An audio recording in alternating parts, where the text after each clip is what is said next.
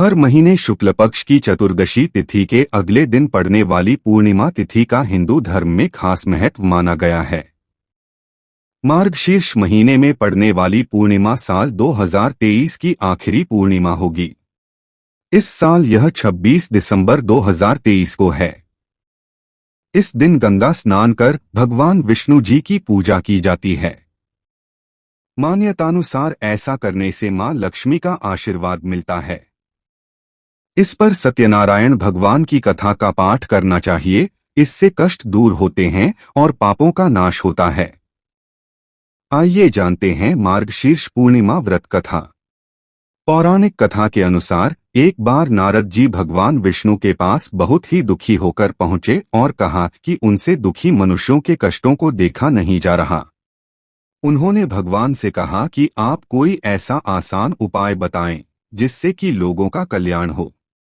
यह सुनकर भगवान श्रीहरि ने कहा कि जो भी व्यक्ति सांसारिक सुख और मृत्यु के बाद मोक्ष प्राप्त करना चाहता है, उसे श्री सत्यनारायण भगवान की पूजा व व्रत करना चाहिए। भगवान विष्णु ने फिर सत्यनारायण व्रत के बारे में विस्तार से बताया। सत्यनारायण कथा का प्रारंभ भगवान विष्णु और नारद जी के वार्तालाप से होते हुए श्रीहरि के सत्यनारायण व्रत एवं पूजन की विधि के वर्णन के साथ राजा उल्कामुख, गरीब लकड़हारा, निर्धन ब्राह्मण, साधु वैश्य, लीलावती, कलावती, धनवान व्यवसायी, राजा तुंगध्वज एवं गोपगणों की कथा तक है। कथासार ग्रहण करने से यह निष्कर्ष निकलता है कि जिस किसी ने सत्य के प्रति श्रद्धा विश्वास किया, उन सबके कार्य सिद्ध हो गए। जैसे लकड़हारा, गरीब ब्राह्मण, उल्कामुख, गोपगणों ने सुना कि यह व्रत सुख, सौभाग्य, संतति, संपत्ति सब कुछ देने वाला है, तो सुनते ही श्रद्धा, भक्ति तथा प्रेम के साथ सत्यव्रत का आचरण करने में लग गए और फलस्वरूप अलौकिक सुख भोग कर परलोक में मोक्ष के अधिकारी हुए। साधु वैश्य ने भी यही प्रसंग राजा उल्कामुख से विधि विधान के साथ सुना, किंतु उसका विश्वास अधूरा था। श्रद्धा में कमी थी। वह कहता था कि संतान प्राप्ति पर सत्यव्रत पूजन करूंगा। समय बीतने पर उसके घर एक सुंदर कन्या ने जन्म लिया। उसकी श्रद्धालु पत्नी ने व्रत की याद दिलाई तो उसने कहा कि कन्या के विवाह के समय करेंगे।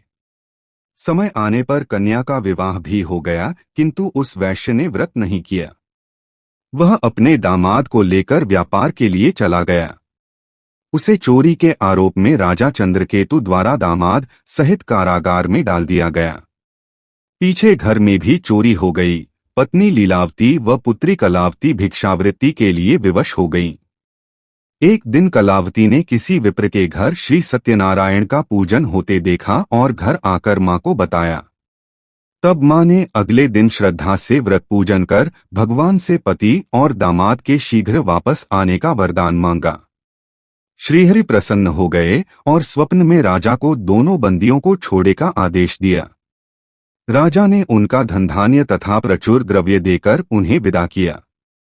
घर आकर पूर्णिमा और संक्रांति को सत्यव्रत का जीवन पर्यंत आयोजन करता रहा। फलत सांसारिक सुख भोग कर उसे मोक्ष प्राप्त हुआ। इसी प्रकार राजा तुंगध्वज ने वन में गोपगणों को श्री सत्यनारायण भगवान का पूजन करते देखा, किंतु प्रभुता के मद में चूर राजा न तो पूजा स्थल पर गया, न दूर से ही प्रणाम किया और न ही गोपगणों द्वारा दिया प्रसाद ग्रहण किया।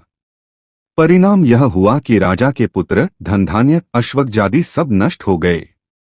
राजा को अकस्मात यह आभास हुआ कि विपत्ति का कारण सत्यदेव भगवान का निरादर है। उसे बहुत पश्चाताप हुआ। वह तुरंत वन में गया। गोपगणों को बुलाकर काफी समय लगाकर सत्यनारायण भगवान की पूजा की। फिर उसने उनसे ही प्रसाद ग्रहण किया तथा घर आ गया।